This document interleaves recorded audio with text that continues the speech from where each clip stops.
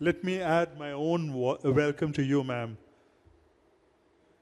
It's a true privilege to be given this honor the second time in a row.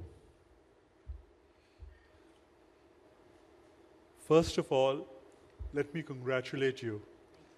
Yet again, the 8th time in a row, your clarity, your vision, your thoughts, they come through so clearly in the budget. And the way you've reposed trust in the taxpayer, that is very heartening. We've not seen governments before the BJP reposing faith in the taxpayer. So this is a very, very welcome move.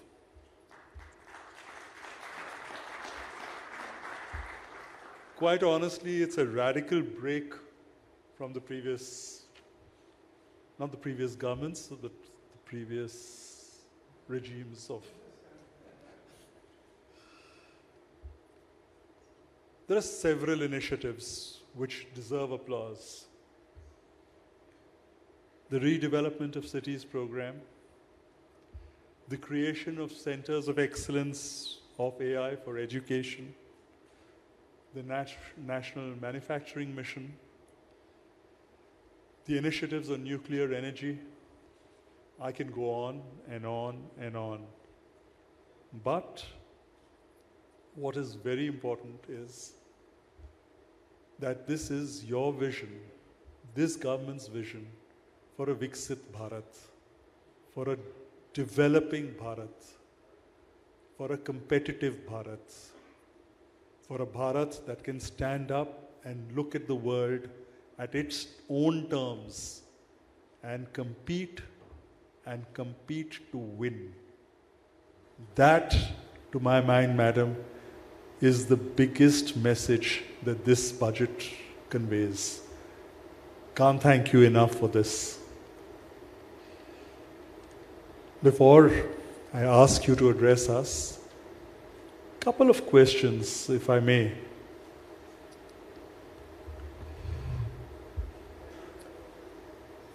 We talked of privatization. Many companies have been cleared for privatization. But sometimes we are finding that vested elements go to courts and stop and delay this whole process. Can we actually implement these without giving too much gap between the announcement and the implementation, such that these vested interests don't get the time to go to court and stall it, and there is no rationale in there stopping it or stalling it. It is just whatever their motives might be. Second, the international media is talking about President Trump and his offer of protection to American industry and American manufacturing. Is this something that the Indian government would consider, giving some kind of, may not be protection, but support to domestic manufacturing industry? With this, I'd like to hand over to you, madam. People are here to listen to you, not me. So thank you very much again. Like last year, you've given me an opportunity to come and share some time and thought with you all. Your questions are very pertinent. They involve both issues of what vision the government has to take its own words forward, and also looking at the global uncertainty, particularly the US administration, with an indication that a tariff, I don't want to use the word war, but it is somewhat that. What is our level of preparedness for it?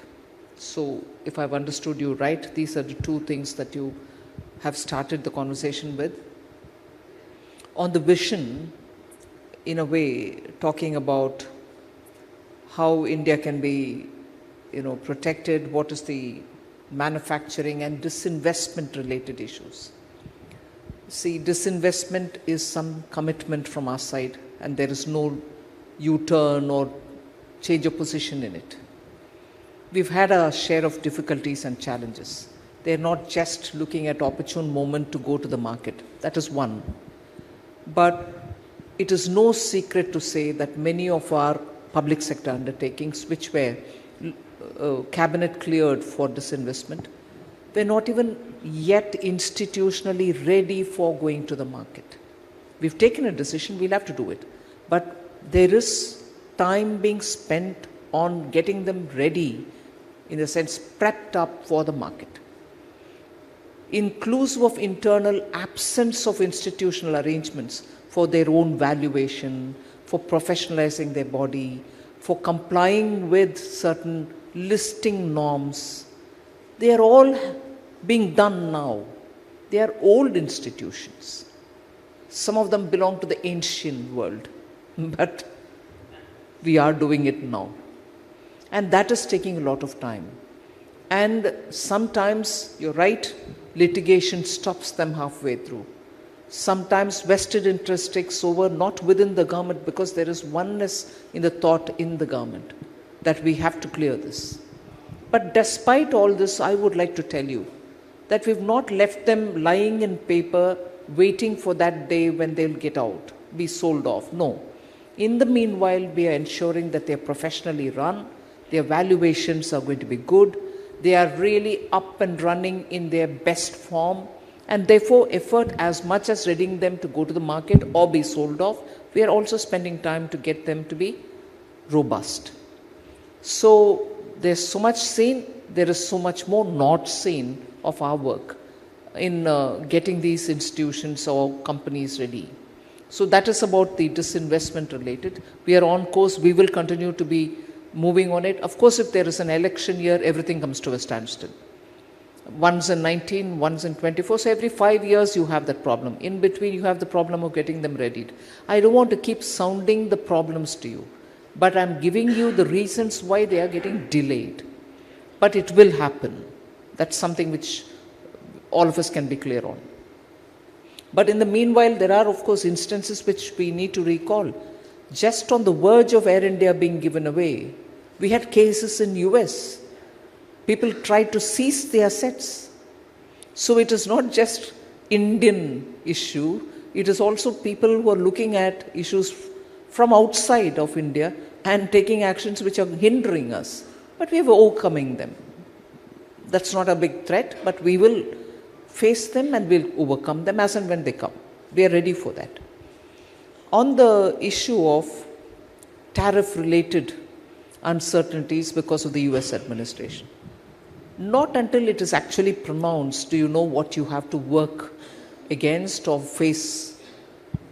Till then it's all the sense of, oh, what if?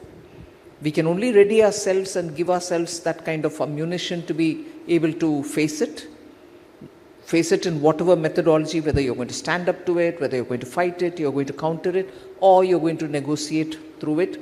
All that will have to be tested only when it is actually in our face. So we are conscious of it, we are watching it. We are also looking at the collateral which will be falling on us on an action taken on somebody else. Action taken on China, action taken on Mexico. So what will it have as a collateral damage on us? Even that is being assessed and studied. So we are readying ourselves. But the ways and means in which we'll handle it can be only closer to time and closer to the environment then, or the mood then. These are also multilateral, bilateral decisions, in the sense multilateral because it can have an impact on our relationship and so on. So there's so much about it that we can decide only closer to time. Thank you, Madam. I'd like to throw the floor open, if I may. I'd like to begin with the man who leads the chemical industry and the renewable energy space, Mr. Vivek Jain.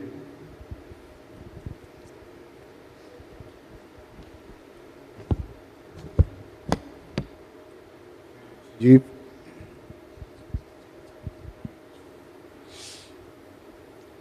Just a few questions on these two industries, madam. In the chemical industry, we are putting in a lot of investments to make chemicals for the batteries. And batteries has recently been given PLI for developing the battery infrastructure here in India. But some of the chemicals which are used in these batteries are currently only manufactured in China.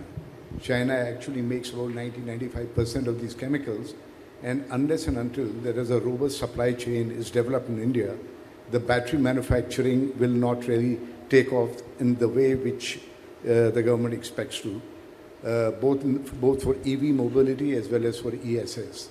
So at this point of time, there is an import duty which has been imposed on both import of batteries as well as cells, as well as, of course, EVs.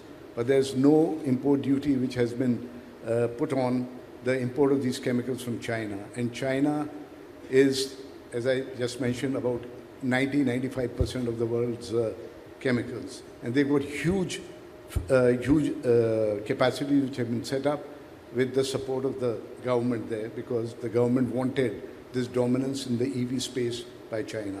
So my question is, at some point of time, we have set up capacities here in India. We would like to make a presentation that some support needs to be given to this sector also, because without this support, the PLI given to the battery manufacturing is also not going to be very effective. So that's one. And second, on the renewable space, there have been certain initiatives which have been, I would say very big initiatives which have been taken by the government to support the growth of renewable energy here in India, both solar and wind. My question here is that, President Trump recently has spoken against the renewable energy industry worldwide. Will this have an impact on what the Indian government proposes to do for the development of this sector? See, on the battery and related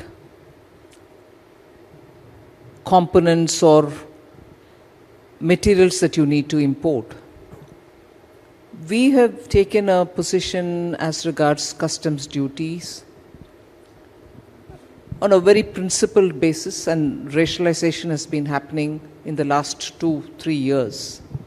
Even in this budget proposal, which is still in the Parliament, the duty reduction has happened where we want to support domestic capacities, inclusive of EVs, batteries, lithium-ion, and also very many other semiconductor-related components and goods. So whether your particular items are covered in this one or not, I'm not sure of. We can always talk about it a bit later. But our position has been that our basic customs duties will have to be looked at with protecting Indian capacities to attain Atmanirbharta. But in the meanwhile, if imports are necessary for our own manufacturing, we should allow them to come at an affordable price, and the BCD should not burden them, because our MSMEs need them, our manufacturers need them, and if we don't have existing capacity for supplying those goods, they will have to be imported, we will have to import them. So we've taken that position that we will support manufacturing within India, and where capabilities and capacities lie here, we will also give them the protection using the BCD. But whatever be it, we have rationalized the BCD in such a way that we bring down the rates, eliminate rates where they are required to be eliminated, and raise them only where there is a threat of complete flooding of our markets. So we've taken a policy-driven approach, and that is why I think in the earlier budget, July, I think we had removed 8 of them. This budget, we've removed 7. There are only 8 left behind, and with rates which are substantially down. So that's the approach on duties. The other question that you raised was about US administration and tariff. I think I've sort of answered that. Being involved with cricket as I am, I'm going to use a cricketing analogy. And I'm going to ask the equivalent of the Abhishek Sharma of cricket from renewable energy, Devansh.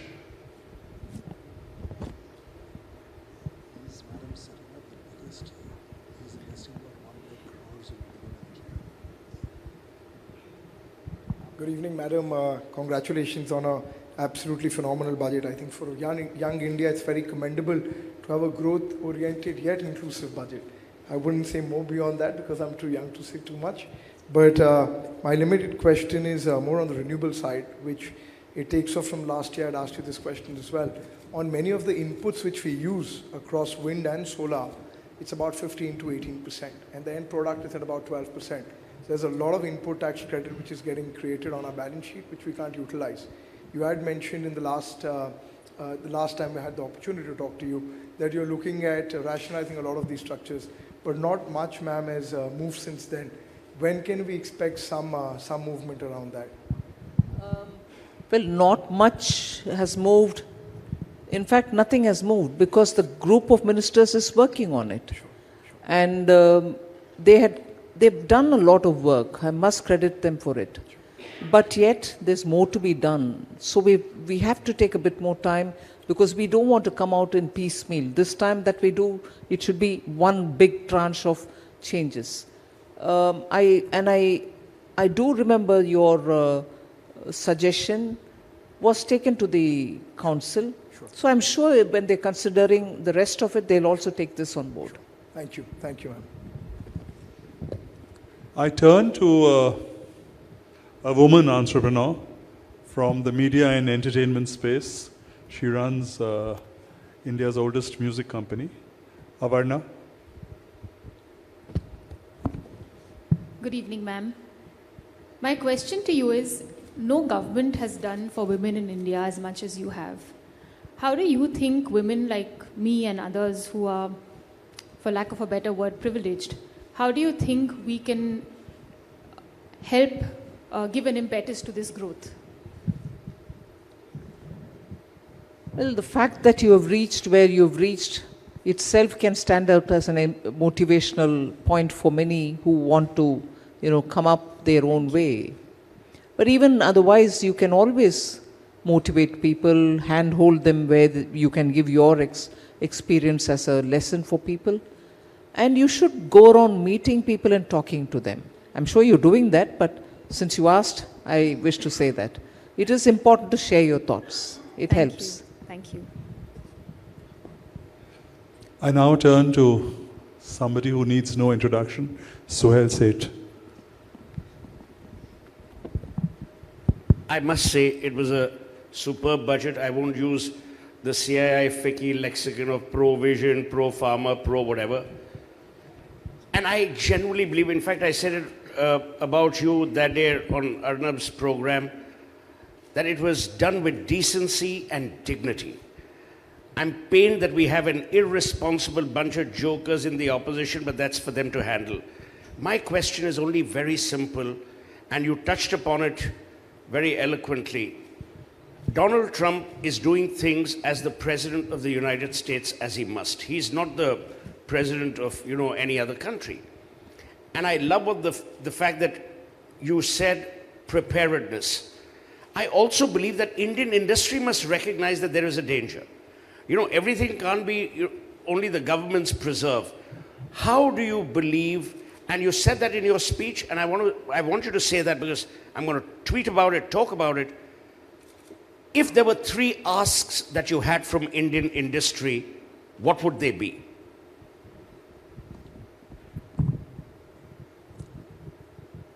I honestly want to answer this question.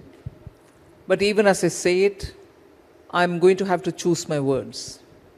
because I think Indian industry has seen days under the socialist era. Indian industry has seen those days when apparently India opened up after 91. It did open up, but you saw also the government and its approach towards being with the industry. And you're also seeing today India's government, which wants to be with the industry, which is repeatedly proving that it hears the industry out. But yet, unique challenges globally are also the thing which is becoming normal now. So with all this in mind, when I speak of India's industry, I speak being fully conscious that you've survived all these days and you're up and doing your business today. So it's not as if I'm telling you something as though you've never existed before. I'm saying with a clear conscience that you've survived and showed signs of growing. Many of you all have successfully grown as well. The first thing I would want the industry to do is to keep talking to the government. Tell us where you have difficulties. And I clearly remember in 2019, they said, oh my God, if only the tax were brought down. We brought it down. And today too, I strongly believe that was the right action to take, and that has resulted in good outcomes. So talk to the government. Tell us what is it that you see as developments. Second, you should also talk to the government about your perception about what's happening globally. It's one thing for government to say another government acting on something, but the businesses have their own perception, the kind of interaction that US business has with Indian business. I'm sure you're looking at it in a different way, if not completely different, at least somewhat nuanced way. So given that, what should the role of the government be? That also is a feedback which will be absolutely critical and useful for. Because eventually, businesses thrive under any shade of the government, in India or anywhere. This government or that government, you're there, you perform, you continue your function. But you have a perception about each government and as to what it can do more for you or less for you so that you can move forward. So you don't change, you don't shut shop because some other government has come into play. They're all elected governments of the people. So you and your commercial instincts are very important for a government to take cognizance and act its own diplomacy or bilateral relationship and talk. And that is why some of the most developed countries have the industry actively engaging with the governments. I'm not saying you should become a lobbyist, because in India lobby has a different sense. But you should actively, rightfully engage with government so that that can influence government's own diplomacy and many other interests. That's a second. Third, I think your associations will also have to move around the country to say how much has been done, how much is not done. And this I say both from the point of view of GST and from the point of view of customs or direct taxation or policy or any regulatory difficulties. From each one of this, I always find that there is a lag between government's decision making or the absence of it and how message spreads down to your members. The gap is unbelievable. In this day and age, when technology is there with you, most industry groups, when they meet me in different regions, are differently informed than those who are in Delhi or those who are in Mumbai. So I would think there should be a very good system within industry associations to keep sending and receiving thoughts of what you hear, what they share there. You have it already, but I think it has to be rapid. You have instruments for it, do it. That way the vibrancy will be benefiting your own members and also giving us a feedback for us to act on. 3 things. A former president of the PhD Chamber of Commerce, a very successful FMCG person in oil and gas, Mr. Sanjiv Agarwal. Thank you, ma'am. I had the privilege of meeting you in the PhD Chamber of Commerce several times. Ma'am, we are representing food and beverage industry. Coca-Cola and McDonald's in India. And I was really worried because in our McDonald's, my sales were down because of the medium class and lower income group. They were not having the spending power.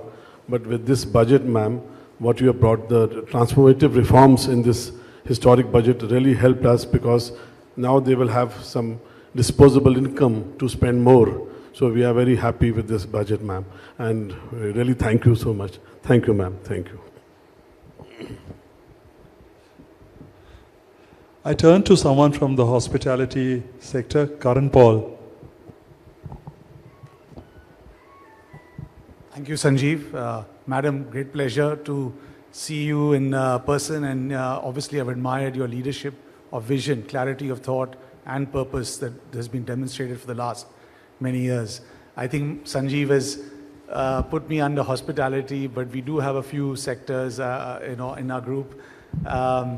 I think my question to you really is about none of the businesses I'm in. I would say on a macro basis and in terms of leadership and vision, one of the big things for Indian business at the consumer level, across all levels, is the cost of money.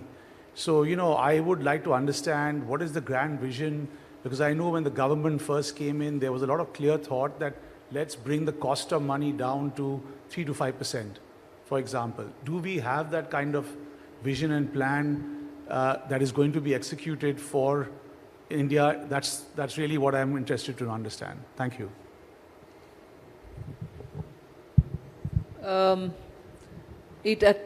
At once it belongs to the terrain of RBI and the government. So it is only one part of it on which we can have a thought from the government side without, of course, encroaching into RBI's terrain. So the cost of money is an issue when avenues to raise them are limited.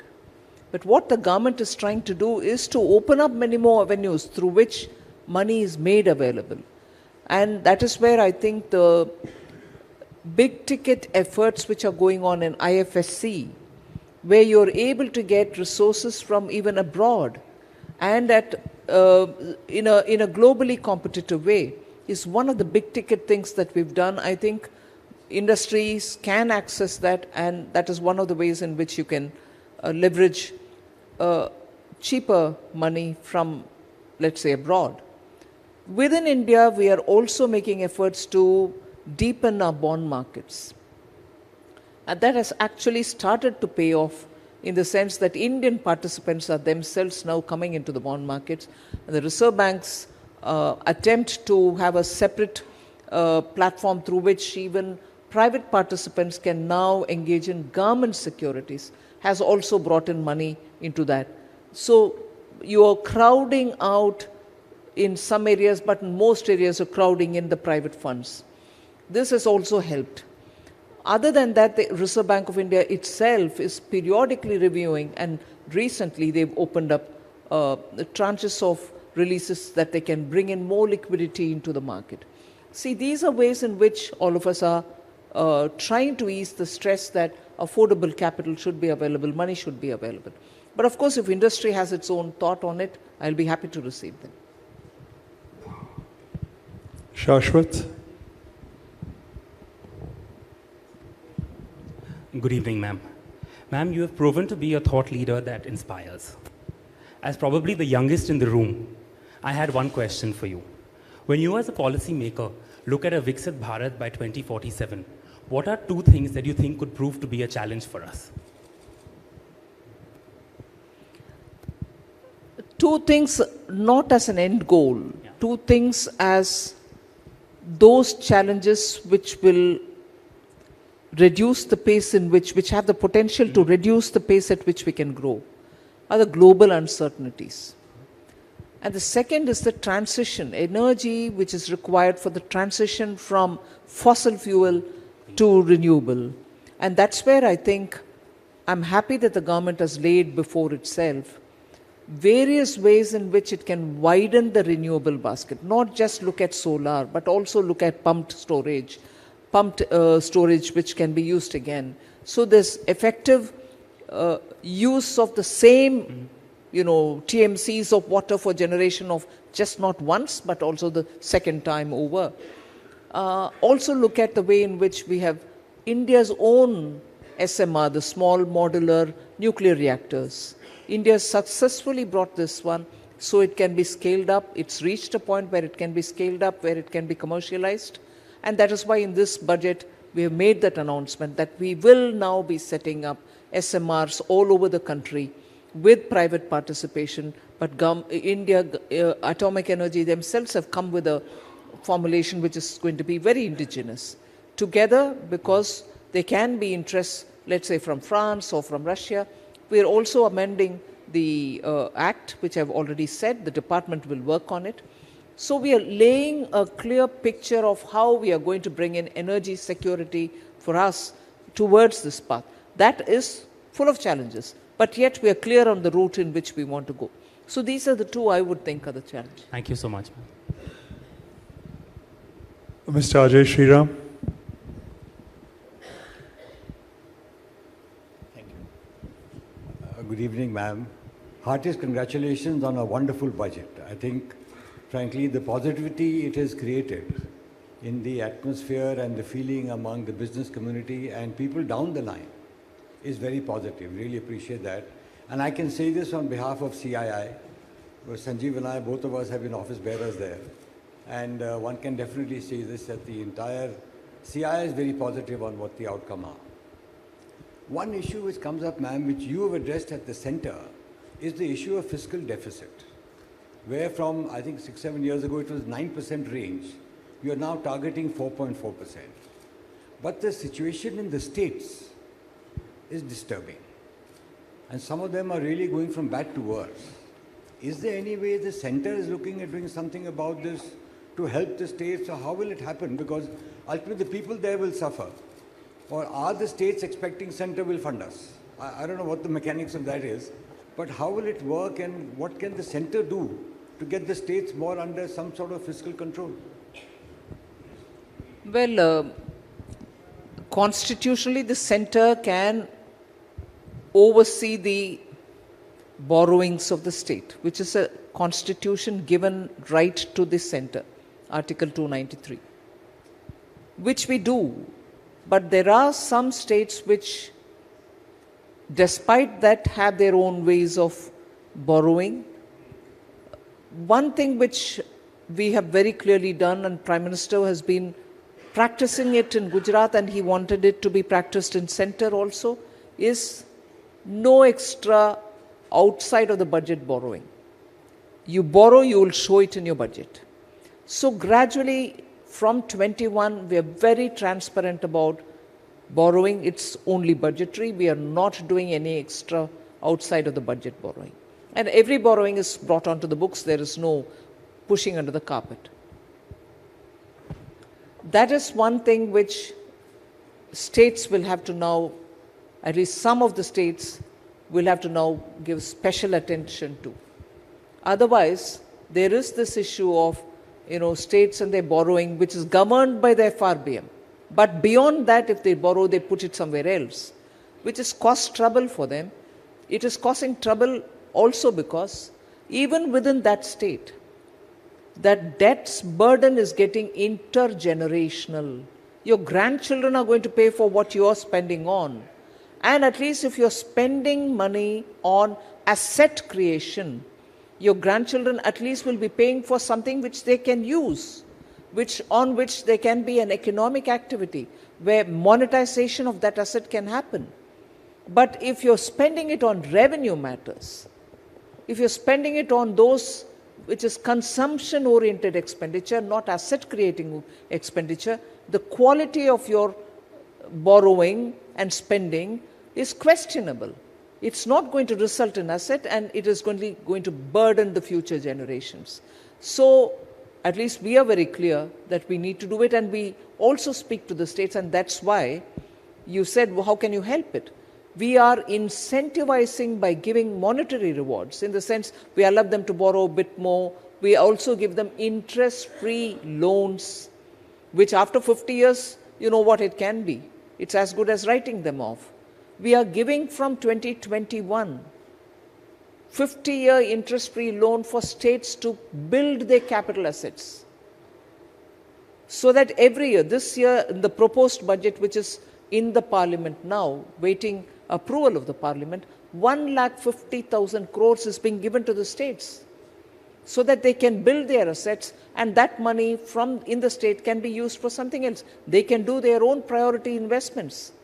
So we are helping, we are advising, we are counseling. We are also standing out by saying we are doing it ourselves.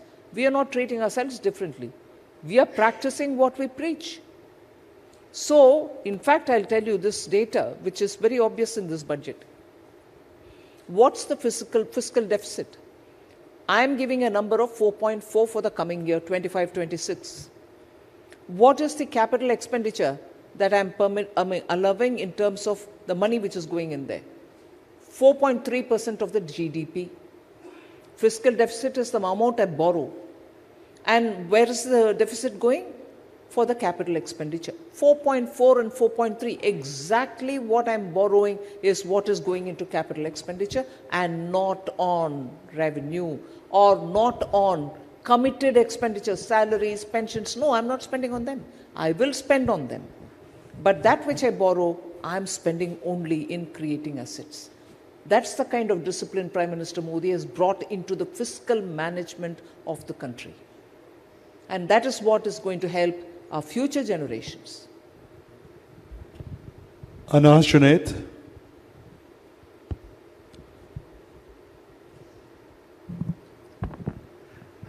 Thank you, Madam Finance Minister. Fantastic budget. One budget where all my teammates posted it as status on their WhatsApp. So really great budget. Just one question out of curiosity. We would become a Viksit Bharat by 2047. In that context, what are the top 3 sectors that India should take leadership on by the time we reach there?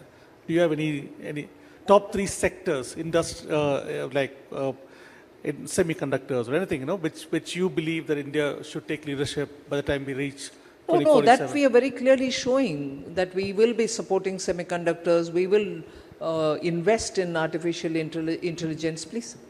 We'll also be spending on biological sciences, research and development, innovation, all that goes on.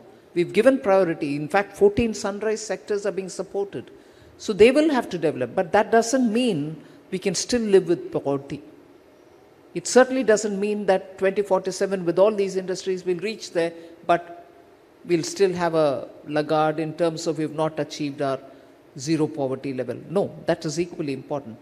We should have affordable education, affordable healthcare, quality healthcare. Even that is a priority. So I can't say top 3 this at the cost of the rest.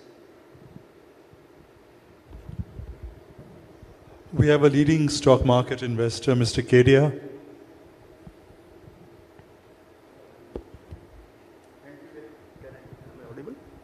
Okay.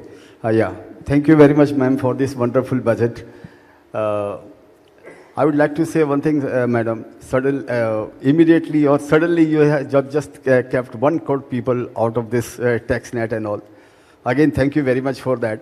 But I would like to know, ma'am, that the best international practice is to keep the personal income tax threshold limit similar to the per capita income of the country. So, but in India, you had, thank you very much again that you had raised to 3 times or 4 times of our per capita income. And now this time it is 6 times of our per capita income. So that's a very bold move. But madam, flip side of this is that the entire, this burden of personal income tax is lying on the shoulder of the 2% of the population. So ma'am, it has its own consequences. So could you please share your view that how are you going to tackle this? Thank you, madam. But when you put it like that, it gives a feeling that we are going to put all the burden on the 2% while we've let go the others. It is, first of all, the step that we've taken in this budget is to honor the taxpayer. That is why we've taken it. And that has resulted in taxpayers getting relief. So it doesn't mean that I'm going to burden the rest of them. No, it was the principle which drove us to do this is to honor the taxpayer and not burden anybody. It's not to certainly burden anybody. who's an honest taxpayer, we want to respect them. But we also have a duty to widen the tax base. We will have to get more people who are eligible, who are in that eligible bracket to come into tax paying, to become assessees. So we'll have to do that work to expand the net.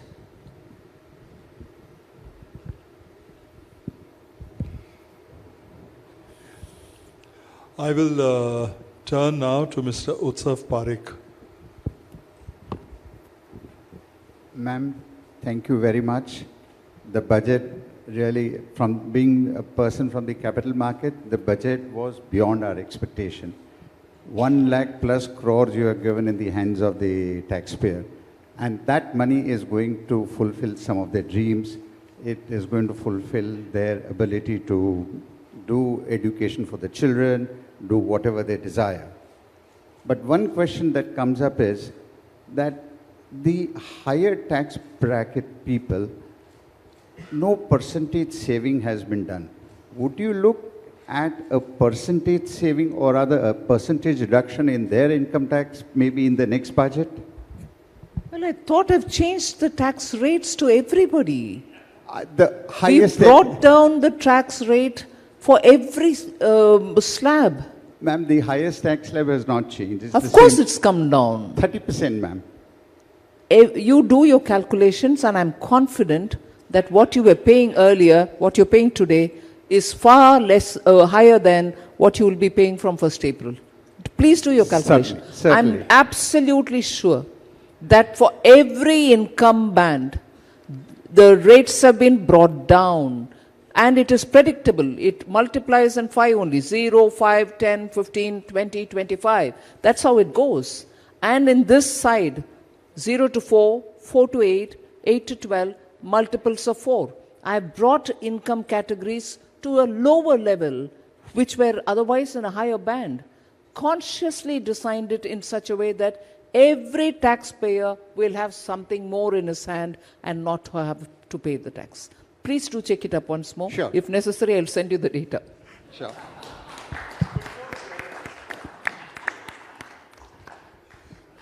Mr. K.K. Bangar.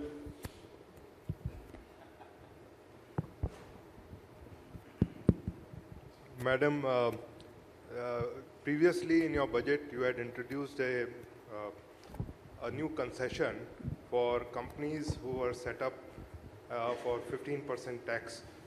And this provision, I think, by 2024 was available. We were all hoping that this would get extended. Unfortunately, this has been missed out. So I think it will be in the interest of new investments and encouraging new investments if you were to consider continuing with the same level of taxation for new companies to be set up. Thank you.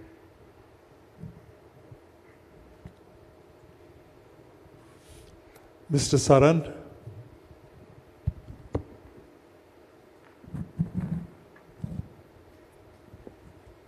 Ma'am, once again, heartiest congratulations for a wonderful budget. I come from minerals and metals industry. There was a time there used to be... Which industry? He's from steel. There used to be no export duty on iron ore. And then came the duty across board, all grades of ore. But then for sake of Goan miners, duty for certain low-grade ores was exempted. Now what is happening, in the name of low-grade ore, a lot of iron ore is getting exported without any duty. As a result, the cost of iron ore for the metallurgical industry, value addition industry, is rising. So if the uniform tax rate is applied across all grades of iron ore, then not only the value-added product will be exported, it will be a big relief for the steel industry in India. But there's one thought in my mind, not so much to answer your question. Why is it that the low-grade iron ore goes out and becomes pellets and we bring the pellets back here? Why can't our investments go towards making pellets here itself? That was precisely my point, ma'am. No. Intent to set up such units doesn't exist. I've engaged with industry now for 3-4 budgets. I've asked this question. Why would we want to bring the pellets back rather than invest in making the pellets ourselves?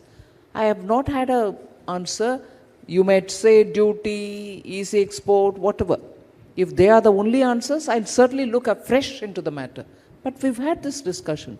Amazing that and sometimes in the name of the low-grade iron ore, even the higher ones go out of this country. Yes, again, precisely my point, ma'am. Yeah, your point is fine. Give me a solution that I'll do for you. You should have a uniform I'll be happy to duty do rate. it. You should have uniform duty rate for export tax on iron ore. And it was there before. You think now, that'll solve the problem? Yes, ma'am, because Goa iron ore miners only had low-grade ore. So for them, this scheme was brought to exempt the export tax on low-grade. But now Goa is not mining any significant quantity of iron ore. They had a problem also because the matter was in the courts. For a very long time, Goa's iron ore, even after extraction, were lying huge mounds of it in the pit heads. They couldn't be exported. Yes, there was a problem. Behind us, now there's a shortage of even iron ore fines. And yet they are being exported because they go duty-free. Shikhar?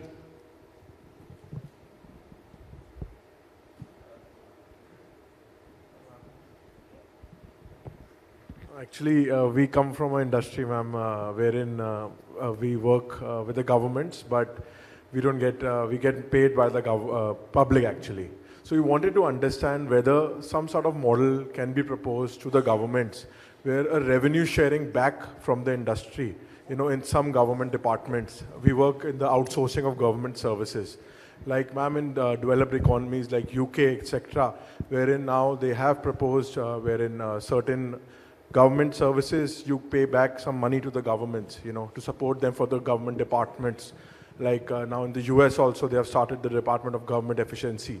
So we wanted to understand if some sort of thing can also be done in India to support the government from the industry and also provide better public services to the citizens.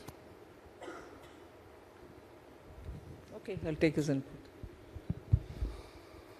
Mr. Girish Mehta? Sir, just wanted to suggest a very good budget. No more question. Thank you.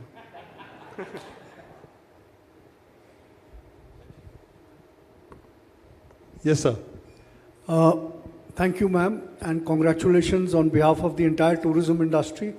I represent the tourism industry. I am chairing the Indian Chamber of Commerce, Aviation and Tourism Committee. Although it's an excellent budget, as far as tourism, ma'am, is concerned, we can do two things. It's the largest employment generator in the world, and we bring in valuable foreign exchange. But the incentives that were there and MDA assistance that was there earlier on the tourism industry is not there anymore. And the tourism ministry's budget has been absolutely slashed. From 400 crores, it came down to 33 crores and now 3 crores. So the tour operator and the tourist guides who are totally dependent on inbound tourism, and the foreign exchange we bring remains in the country. It's not like FDI, which goes away. So we can not only change the foreign exchange position, but we can also create millions of jobs. So I think a relook at the tourism industry is very important. If you want, we can submit a paper with certain suggestions on behalf of the Indian Chamber. So thank you very much, ma'am. But excellent budget. God bless you, and God bless our Prime Minister. Thank you.